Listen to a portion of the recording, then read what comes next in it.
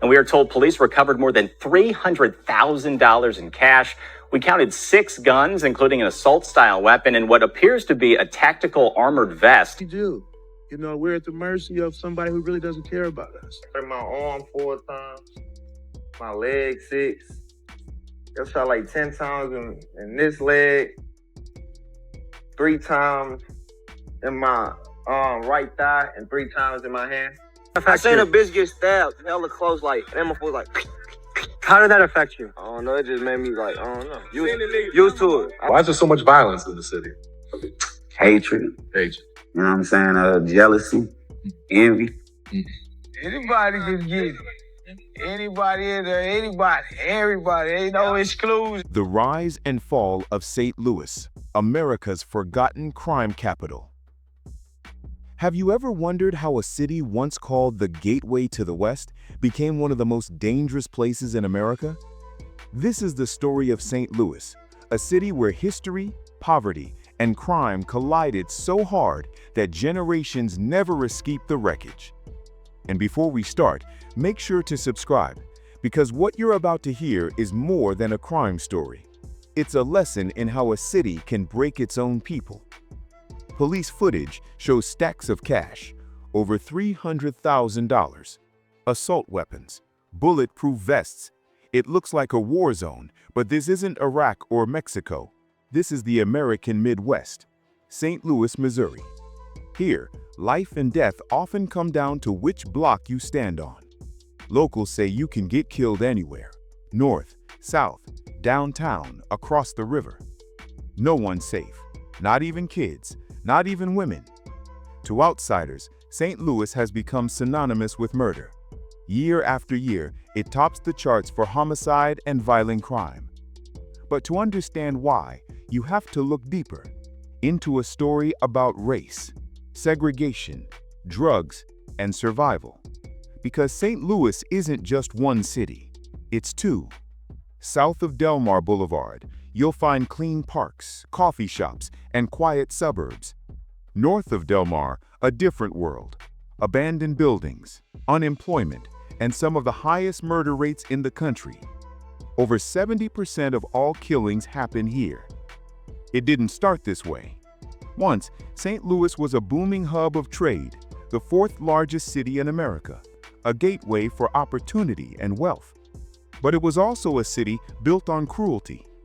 In the 1800s, St. Louis was a center for slave trading. Even after slavery ended, segregation laws and redlining kept black residents trapped in decaying neighborhoods, denied loans, denied education, denied the American dream. And when you trap people long enough, you create desperation. Desperation breeds hustlers, and hustlers become gangs. Before gangster became a word associated with rap videos or modern crime, St. Louis already had its own underworld. Italian, German, and Polish immigrants, poor, angry, and ready to fight, formed the first organized mobs in the early 1900s. Names like the Egan Rats, the Hogan Gang, and the Green Ones ruled the streets. These weren't movie characters. These were men with Tommy guns who'd shoot it out in broad daylight. They robbed banks, fixed elections, and sold illegal liquor during Prohibition. St. Louis was a gangster's playground. Politicians used mobsters to scare voters. Mobsters used politicians to stay untouchable. It was chaos, the Wild West with pinstripe suits. One of the most feared figures was Vito Gianola, boss of the Sicilian Green Ones. He ran the Italian neighborhoods like a king until he was shot 37 times in 1927. That was St. Louis justice. You didn't retire, you got replaced. After Gianola's death, new gangs rose and fell. The Pillow Gang, the Russo Gang, and eventually the Giordano family, which ruled the local mafia for decades. But organized crime wasn't the only thing shaping St. Louis. The city itself was changing, and not for the better. After World War II, the factories left. The jobs disappeared. What stayed behind were people the system didn't care about. Mostly poor, mostly black families. They were relocated to massive public housing projects like Pruitt-Igoe, 33 towers meant to be a modern solution to urban poverty. It didn't take long for those towers to turn into hell. Plumbing broke down. Sewage flooded hallways. The elevators stopped working. Police stopped responding. And when you leave people in that kind of decay, something else always moves in: crime. In the 1960s and 70s, heroin ruled the streets. Veterans came home addicted, and dealers saw opportunity. Pruitt-Igoe became the city's heroin headquarters. One name stood above all others: Terry Joe Cooley.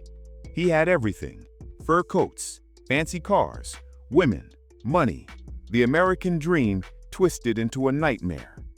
But in this business, success paints a target on your back. In 1972, Terry and his family were found dead in a basement, shot execution style. No arrests, no answers, just another body in St. Louis.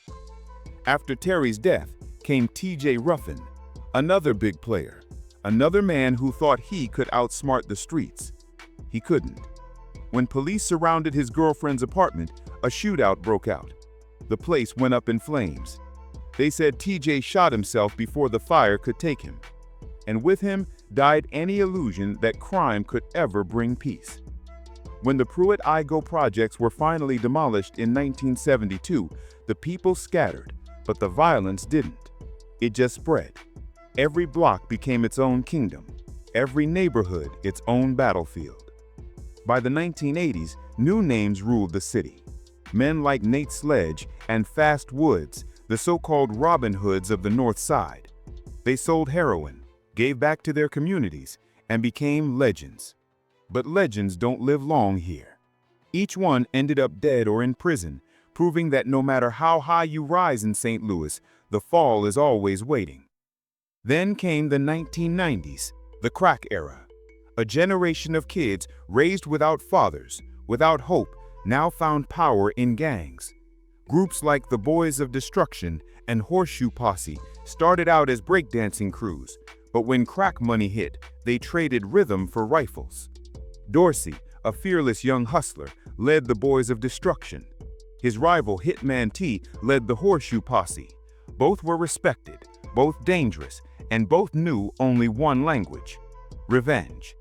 Their feud turned entire neighborhoods into war zones. Drive-bys became a daily soundtrack. The murder rate skyrocketed. When Hitman T was killed in 1991, his funeral nearly turned into a riot. Police had to hold back hundreds of mourners ready to start another battle right there at the cemetery. Dorsey didn't last long after that. He was shot 7 times, survived, then killed later that same year. He was just another headline, another story of how fast the streets can erase your name. By the time the 1990s ended, St. Louis had changed again. Not for the better, not for the worse, just deeper into the same wound. The crack era burned itself out, but the damage stayed. Thousands of men were locked away under new drug laws. Entire families were split. A generation of children grew up with no fathers, no mentors, and no belief that anything outside their neighborhood even mattered. And when there's no future, the streets become the only education you get. Then in 2014, everything boiled over. In the suburb of Ferguson, a young man named Michael Brown was shot and killed by a police officer. The details blurred between news reports, rumors, and rage. But one thing was clear: people had enough. Riots broke out across the city. Storefronts burned. For once, the police, the same force that had haunted the neighborhoods for generations, were the ones who looked afraid. Locals described driving past cops who couldn't look them in the eye. It was a strange feeling, power mixed with pain. For many in St. Louis, it was the first time they felt seen, even if it was through smoke and fire. The death of Michael Brown became a turning point, sparking the Black Lives Matter movement and forcing America to confront what St. Louis had lived with for decades, a system that treats survival as a privilege. But even revolutions have side effects. During the chaos, police pulled back from the streets, and when the cops disappear in a city already bleeding, the streets write their own rules. Gangs used the distraction to settle old scores. Some saw opportunity, others saw revenge. Within those days of unrest, crime didn't stop, it multiplied. And when order returned, nothing was the same. The old lines between Bloods, Crips, and Vice Lords started to fade. Now it wasn't about colors, it was about corners, blocks, pride. Who you stood for, not what you wore. One local put it best, "This ain't organized crime. This ain't about color. It's about what you stand on your hood for." It wasn't the mafia anymore. It was chaos. As the 2000s rolled in, a new sound began echoing through the city, the sound of drill music. Inspired by Chicago's raw, violent rap scene, young St. Louis artists began to tell their own stories. Stories of survival, revenge, and pain. Drill became the new language of the streets. Rappers turned real shootouts into lyrics. Lyrics turned into views, and views turned into fame or death. Some artists found ways out. Names like Metro Boomin, Smino, and Comethazine brought light to St. Louis music. But for every one of them, there were 10 others who never made it past the block. For many young men, fame became just another battlefield, a different kind of loyalty test. You rap about the life, but can you survive it? The line between music and murder blurred. Police started using lyrics as evidence in court cases. The city's soundtrack was self-incriminating. And that's the tragedy, because in St. Louis, even your art can get you killed. Today, St. Louis still sits near the top of America's murder rankings. Decades after the mafia wars, the heroin epidemics, and the crack battles, the city still bleeds. Segregation never truly disappeared, it just changed shape. The North Side still struggles with poverty and underfunding. Generations still inherit trauma like property.